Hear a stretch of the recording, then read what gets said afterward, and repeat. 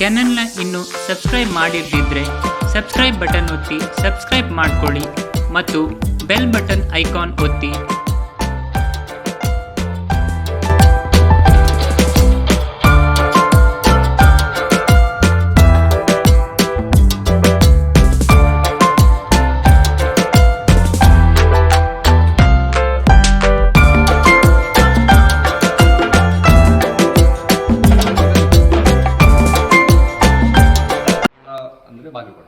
ಬಾಗಲಕೋಟೆ ಜಿಲ್ಲೆಯಿಂದ ಬಂದ. ಒರಿಜಿನಲಿ ಇದು ತುಂಬ ದೊಡ್ಡ ಪ್ಯಾಲೇಸ್ ಆ್ಯಕ್ಚುಲಿ. ಸೊ ಇದೇನಾಯ್ತು ಅಂತ ಹೇಳಿದ್ರೆ ಅದಕ್ಕೆ ನೋಡ್ಕೊಳ್ಳೋರು ಗತಿ ಇಲ್ಲದೆ ಎಲ್ಲ ಪಾಳು ಬಿದ್ದು ಎಲ್ಲ ಬಿದ್ದು ಹೋಯಿತು. ಸೊ ಉಳಿದೋದು ಒಂದಿಷ್ಟು ಭಾಗ ಮಾತ್ರ ಅದನ್ನು ರಾಜ ಕುಟುಂಬ ಏನು ಮಾಡ್ತಾರೆ, ಇದಾದರೂ ಉಳಿಲಿ ಅಂತ ಹೇಳಿ ಮಾರ್ತಾರೆ ಅಷ್ಟೇ. ಸೊ ಹಾಗಾಗಿ ಇದೊಂದು ಇಲ್ಲಿ ಬಂದು ಉಳಿತು, ಇಲ್ಲಾಂದರೆ ಇದು ಹೋಗ್ಬಿಟ್ಟಿರೋದು, ಎನ್ಕ್ರೋಚ್ ಆಗಿ ಹೋಗ್ಬಿಟ್ಟಿರೋದು. ಸೊ ಇದರದ್ದು ಸ್ಟೋರಿ ಸ್ವಲ್ಪ ಬ್ಯಾಕ್ಗ್ರೌಂಡ್ ಹೇಗೆ ಅಂತ ಹೇಳಿದ್ರೆ, ಈ ಕುಟುಂಬ ಏನಿದೆ ಘೋರ್ಪಡೆ ಕುಟುಂಬ ಇರೋದು, ಅದು ಶಿವಾಜಿಯ ವಂಶಸ್ಥರು, ಶಿವಾಜಿ ಮಹಾರಾಜರ ವಂಶಸ್ಥರು. ಸೊ ಇವರೆಲ್ಲ ಒಂದು ರೀತಿಯ ಬಾಡಿಗೆ ಸೈನಿಕರು, ಮರ್ಸಿನರೀಸ್ ಅಂತ ಹೇಳ್ತಾರೆ ನಾವು. ಸೊ ಇವರು ಸ್ವಾತಂತ್ರ್ಯ ಪೂರ್ವದಲ್ಲಿ ಬ್ರಿಟಿಷರ ಪರವಾಗಿ ಹೋರಾಡ್ತಿದ್ದಾರೆ, ಅಂದರೆ ನಮ್ಮ ದೇಶದ ರಾಜರ ವಿರುದ್ಧ ಹೋರಾಡ್ತಿದ್ರು, ಅವರಿಗೆ ಸಹಾಯ ಮಾಡ್ತಾರೆ.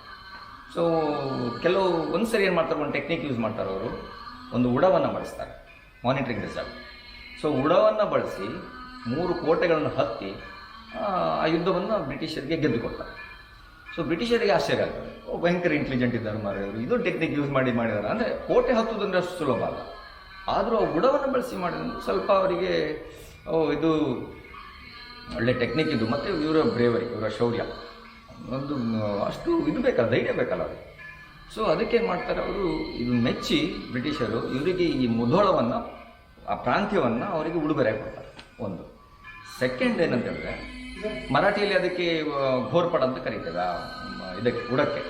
ಆ ಘೋರ್ಪಡ ಅನ್ನೋ ಹೆಸರನ್ನು ಅವರಿಗೆ ಬಿರುದಾಗಿ ಕೊಡ್ತಾರೆ. ಸೊ ಪ್ರಾಂತ್ಯನೂ ಸಿಕ್ತು, ಬಿರುದು ಸಿಕ್ತು.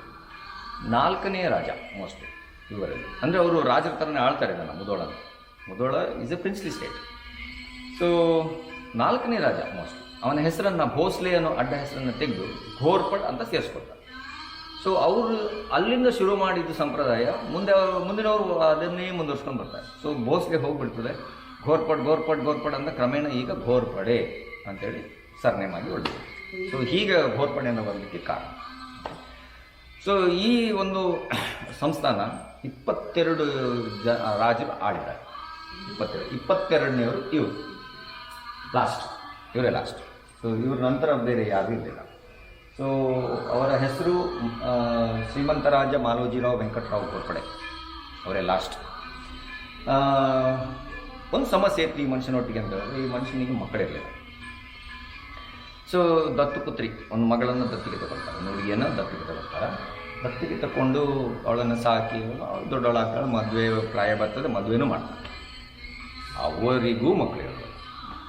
ಸೊ ಕೊನೆಗೆ ಈ ಜನ ಹೋಗ್ತದೆ, ಇದಕ್ಕೆ ವಾರಸುದಾರ ಅಂತ ಯಾರು ಇರೋದಿಲ್ಲ.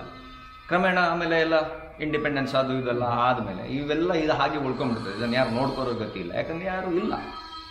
ಸೊ ಈ ಕ್ರಮೇಣ ಈ ಒಂದು ಪ್ಯಾಲೇಸ್ ಏನಿದೆ ಎಲ್ಲ ಬಿದ್ದು ಹೋಗ್ತದೆ. ಅಲ್ಲಿ ಫೋಟೋ ಇದೆ, ಲಾಸ್ಟಲ್ಲಿ ಫೋಟೋ ಇದೆ, ಎಷ್ಟು ದೊಡ್ಡ ಪ್ಯಾಲೇಸ್ ಇತ್ತು ಅಂತ ನಿಮಗೆ ನೋಡ್ರಿ ಗೊತ್ತಾಗ್ತದೆ. ಬಿದ್ದೋಗಿ ಕೊನೆಗೆ ಇಷ್ಟು ಉಳಿತದೆ. ಅವರಲ್ಲಿ ಬದುಕುಳಿದವರು ಒಬ್ಬರು ರಾಜಮಾತೆ ಮತ್ತು ಅವರ ಮಗಳು, ಅವ್ರು ಯಾರೊಂದಿಬ್ಬರು ಉಳ್ಕೊಂಡಿರ್ತಾರೆ, ಇದರ ಲೀಗಲ್ ಹೈರ್ ಅವ್ರು ಇಬ್ಬರೇ ಇರೋದು. ಸೊ ಅವ್ರೇನು ಮಾಡ್ತಾರೆ, ನನಗೂ ಪ್ರಾಯ ಆಯಿತು, ಇದನ್ನು ಇನ್ನು ಹೀಗೆ ಬಿಟ್ಟರೆ ಯಾರು ಹೊಡ್ಕೊಂಡು ಹೋಗ್ತಾರೆ, ಇದನ್ನು ಸೊ ಮಾರಿಬಿಡುವ, ಬಂದಷ್ಟು ದುಡ್ಡು ಇರಲಿ, ಅವನ ಪಾಪ ಯಾವ ತೊಗೊಂಡೋಗ ಏನು ಬೇಕಾದ್ರೆ ಲಾಭ ಮಾಡ್ಕೊಳ್ಳಿ, ನಾವೇನು ಮಾಡೋದು, ತೊಗೊಂಡು ಹೋಗಿದೆ. ಸೊ ಶನಿಯವರಿಗೆ ಗೊತ್ತಾಗ್ತದೆ, ಇದು ಮಾರಾಟಕ್ಕಿದೆ ಅಂತ. ಸೊ ಬೇರೆಯವ್ರ ಮುಖಾಂತರ ಗೊತ್ತಾಗಿ ಶನಿಯವರು ಹೋಗ್ತಾರೆ, ಬಾಗಲಕೋಟೆಗೆ ಓಡ್ತಾರೆ ಮುಧೋಳಕ್ಕೆ. ಸೊ ಅಲ್ಲಿ ಹೋಗಿ ಎಲ್ಲ ಮಾತುಕತೆಯಾಗಿ ಇದನ್ನು ನಾನು ತೊಗೊಳ್ತೇನೆ, ತೊಗೊಂಡು ಹೋಗ್ತೇನೆ. ಸರಿ ಆಯಿತು, ವ್ಯವಹಾರಗಳನ್ನೆಲ್ಲ ಆಯಿತು, ದುಡ್ಡು ಗಿಡ್ಡೆಲ್ಲ ಕೊಳ್ಳೋದೆಲ್ಲ ಆಯಿತು, ತೊಗೊಂಡು ಬರ್ತಾರೆ. ಬಟ್ ಆ ರಾಜವಂಶಸ್ಥರ ತಲೆಯಲ್ಲಿ ಏನಿರ್ತದೆ, ಈ ಮನುಷ್ಯ ತೊಗೊಂಡೋಗಿ ಒಳ್ಳೆ ರೇಟಿಗೆ ಮಾರ್ತಾನೆ, ದುಡ್ಡು ಮಾಡ್ಕೊಳ್ತಾನೆ ಅಷ್ಟೇ. ಸೊ 1-2 ವರ್ಷ ಬಿಟ್ಟು, 1.5 ವರ್ಷ ಬಿಟ್ಟು ಶನಿಯವರು ಮತ್ತೆ ಹೋಗ್ತಾರೆ, ಆ ರಾಜ ಮಂತ್ರವ್ರದ್ದು ಭೇಟಿಯಾಗಲಿ ಮತ್ತೆ ಹೋಗ್ತಾರೆ. ಮತ್ತೆ ಹೋಗಿ ನೀವು ಮಣಿಪಾಲಕ್ಕೆ ಬರಬೇಕಮ್ಮ ದಯವಿಟ್ಟು ಅಂತ. ಅವ್ರಿಗೆ ಕನ್ಫ್ಯೂಸ್ ಆಗ್ತದೆ, ಈ ಮನುಷ್ಯ ಅಂತ ನಮ್ಮ ಮತ್ತೆ ಮನೆಗೆ ಬಾಳಕ್ಕೆ ಕಲಿತಿದ್ದಾನಲ್ಲ. ಸೊ ನಾವು ದುಡ್ಡು ಕೊಟ್ಟಾಯಿತು, ಇದು ವಸ್ತು ಕೊಟ್ಟಾಯಿತು, ಅವ ನಮಗೆ ದುಡ್ಡು ಕೊಟ್ಟಾಯಿತು, ವ್ಯವಹಾರ ಮುಗೀತು, ಅದು ನಮ್ಮ ಮಣಿಪಾಲಿಗೆ ಆಗಿ ಬರಬೇಕು. ಮತ್ತೆ ಕರೀತಿದ್ದಾನೆ. ಇಲ್ಲ ನೀವು ಬರಬೇಕು. ಆಯಿತು ಬರ್ತಾರೆ, ತೊಂದರೆ. ಸೊ ಬರ್ತಾರೆ. ಬಂದರೆ ಅವರು ರಾಜಮಾತೆ ಕೈಯಲ್ಲಿ ಇದನ್ನು ಇನಾಗ್ರೇಟ್ ಮಾಡಿಸ್ತಾರೆ. ಸೊ ಉದ್ಘಾಟನೆ ಅವರು ಒಂದ್ಸರಿ ಬಾಗಿಲು ತೆಗೆದು ಕೂಡಲೇ ಅವರಿಗೆ ಆಸೆ, ಅಯ್ಯೋ ದೇವನ ಏನು ಮಾಡಿದ ಮನುಷ್ಯ ಇವನು ಅಂತ ಭಾರಿ ಖುಷಿ ಆಗ್ತದೆ. ಖುಷಿಯಾದ ಪೆಟ್ಟಿಗೆ ಅವರು ಶನಿಯವರಿಗೆ ಹೇಳ್ತಾರೆ, ನಮ್ಮ ಆಸ್ಥಾನದಲ್ಲಿ ಕಿರೀಟ ಮತ್ತು ನನ್ನೊಂದು ಒಡವೆ ಎಲ್ಲ ಇದೆ, ಅದೆಲ್ಲ ನಾನು ನಿನಗೆ ಕೊಡ್ತೇನೆ, ನೀನು ಸರಿಯಾದ ವ್ಯಕ್ತಿ ಅದನ್ನು ಕಾಪಾಡಲಿಕ್ಕೆ ನಿನಗೆ ಕೊಡ್ತೇನೆ ಎಲ್ಲ ಅಂತ ಹೇಳ್ತಾರೆ.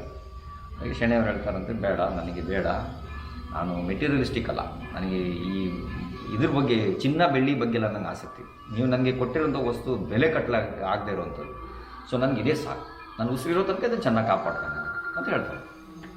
ಸೊ ರಾಜಮಾತೆಗೆ ಅವ್ರಿಗೆಲ್ಲ ಭಾರಿ ಖುಷಿ ಆಗ್ತದೆ. ಚಿನ್ನ ಕೊಟ್ಟರು ಬೇಡ ಅಂತ ಹೇಳಿದ್ರು ಮನುಷ್ಯ ನಾವು ಇವತ್ತೇ ಫಸ್ಟ್ ನೋಡೋದು, ಎಂಥ ಒಳ್ಳೆ ಮನುಷ್ಯ ಇರ್ಬೋದು, ಭಾರಿ ಖುಷಿ ಆಗ್ತದೆ. ಬಟ್ ಆಮೇಲೆ ಶನಿಯವರು ನಮಗೆ, ನಾವು ಹೀಗೆ ಈ ಇದ್ರ ಬಗ್ಗೆ ಹಿಸ್ಟ್ರಿ ಕೇಳುವಾಗ ಶನಿಯವರು ಆ ಜೋಕ್ ಕೇಳಿದ್ದು ನಾನು ಆ್ಯಕ್ಚುಲಿ ಚಿನ್ನ ಬೇಡ ಅಂತ ಹೇಳಿದ ಉದ್ದೇಶ ಬೇರೆ. ಉದ್ದೇಶ ಏನಂತ ಹೇಳಿದ್ರೆ, ನನಗೆ ಆಗ ಇದು ಕಟ್ಟುವಾಗ ಒಂದು ಸೆಕ್ಯೂರಿಟಿ ಗಾರ್ಡಿಗೆ 200 ರೂಪಾಯಿ ಸಂಬಳ ಕೊಟ್ಟು ಇಟ್ಕೊಳ್ಳುವಷ್ಟು ನನ್ನ ಹತ್ರ ದುಡ್ಡಿರಲಿಲ್ಲ. ಇನ್ನು ಆ ಚಿನ್ನ ಏನಾದರೂ ಆ ಅಮ್ಮ ತಂದು ಕೊಟ್ಟಲೆ ನನಗೆ, ಅದನ್ನು ಕಾಪಾಡಲಿಕ್ಕೆ ನನಗೆ ಪ್ಯಾರಾಮಿಲಿಟ್ರಿಯನ್ನು ಇಡಬೇಕಾಗ್ತದೆ. ಅದೇ ಗ್ರಾಂಟಿಕ್ ವ್ಯಾಲ್ಯೂ, ಅದು ಕೋಟಿಗಟ್ಟಲೆ ಬೆಲೆಗಳು. ಅವನಿಗೆ ಸಂಬಳ ಎಲ್ಲಿಂದ ಕೊಡಲಿ ನಾನು, ನನಗೆ ಯಾರು ಕೊಡ್ತಾರೆ ದುಡ್ಡು, ಅದಕ್ಕೆ ಬೇಡ. So I mean is good books, ಅವ್ರ ಪ್ರಕಾರ ನಾನು ಒಳ್ಳೆ. ಸೊ ಎಂಥ ಒಂದು ಆದರ್ಶ ವ್ಯಕ್ತಿ, ಸಾಕು ನಮಗೆ ಅದು ಹೇಳಿ ನಗ್ತಾ ಇದ್ರು ಶನಿಯವರು, ಇಲ್ಲೇ ಕುತ್ಕೊಂಡು ಕತೆ ಹೇಳಿದವರು. ಸೊ ಹೀಗೆ ಇದೊಂದು ಸ್ಟೋರಿ. ಓಕೆ, ಸೊ ಈ ಸ್ಟ್ರಕ್ಚರ್ ಬಗ್ಗೆ ಹೇಳೋದಾದರೆ, ಇದು ದರ್ಬಾರ್ ಹಾಲ್. ಆ್ಯಕ್ಚುಲಿ ದರ್ಬಾರ್ ಹಾಲ್ ದೊಡ್ಡದಿತ್ತು, ಬಟ್ ಉಳ್ಕೊಂಡ ತುಂಡು ಇಷ್ಟೇ.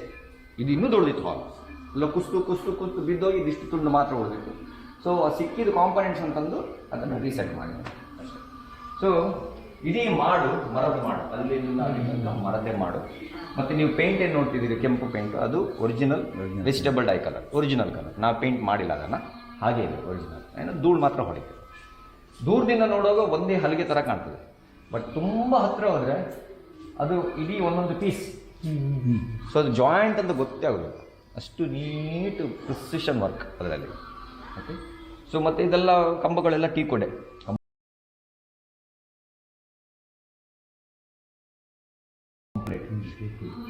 ಕಂಪ್ಲೀಟ್ ಟೀ ಕೊಡ್, ಮರಾಠ ಸ್ಟೈಲ್. ಮತ್ತು ಮೇಲೆ ಅವರ ರಾಜಕುಮಾರಿ ಅವರೆಲ್ಲ ಮಹಿಳೆಯರು ಕರ್ಕೊಂಡು ಹೋಗ್ಲಿಕ್ಕೆ ಅದರಲ್ಲಿ ಗಂಡಸು ಕರ್ಕೊಂಡು ಹೋಗಿ. ಅಲ್ಲಿದೆ ನೋಡಿ ಪ್ಯಾಲೇಸ್, ಎಕ್ಸ್ಟ್ರೀಮ್ ಲೆಫ್ಟಲ್ಲಿ ಕೆಳಗಿದೆ ನೋಡಿ, ಅದಷ್ಟು ದೊಡ್ಡ ಪ್ಯಾಲೇಸ್. ಎಕ್ಸ್ಟ್ರೀಮ್ ರೈಟ್, ಅದರ ಪಕ್ಕದಲ್ಲಿ ರೈಟಲ್ಲಿ ಇರುವಂಥದ್ದು ಇಡೀ ಕುಟುಂಬದ ಫೋಟೋ. ಮತ್ತು ಇಲ್ಲಿ ಒಳಗಡೆ ಅಲ್ಲಿ ಎಡಗಡೆಯಿಂದ 1, 2, 3, ಮೂರನೇದು ಆ ವ್ಯಕ್ತಿಯ ಪಟ್ಟಾಭಿಷೇಕ. ಅಲ್ಲಿ ನಡೀತಾರೆ ಪೊಲೀಸ್ ಸಾರ್, ಟೀಚರ್ ಸಾರ್, ಅಲ್ಲಿ ಆನೆ ಮೇಲೆ ಅಂಬಾರಿ ಹಾಕಿ ಕರ್ಕೊಂಡು ಹೋಗ್ತದೆ ನೋಡಿ, ಅದು ಅವರ ಪಟ್ಟಾಭಿಷೇಕ. ಇದು ವೈಸ್ ರಾಯ್ ಈ ಮುದೋಳಕ್ಕೆ ಭೇಟಿ ಕೊಟ್ಟಾಗ ಮಾಡಿದಂಥ ಪೇಂಟಿಂಗ್. ಮೈಸೂರು ಅರಸರಿದ್ದಾರೆ, ಸಾಮಂತ ರಾಜರು ಅಂತ ಹೇಳ್ತಾರಲ್ಲ, ಬ್ರಿಟಿಷರ ಕೈ ಕೆಳಗಿದ್ದ ರಾಜ ಅವರೆಲ್ಲ ಅಲ್ಲಿ ಬಂದಿದ್ದಂತೆ, ಸಭೆ ಸೇರಿ. ಅದರಲ್ಲಿ ನಮ್ಮ ಜಯಚಾಮರಾಜರು.